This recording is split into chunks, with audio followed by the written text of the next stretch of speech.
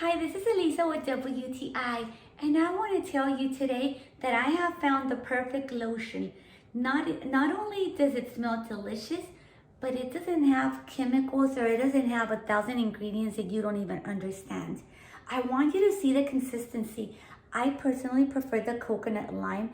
It smells just so delicious. I want you to see the consistency. It's not too thick. It's not too light. It's just perfect. I'm gonna put some here on my arm. I think I put a little too much, but your skin will absorb it right away, and it's not gonna be greasy.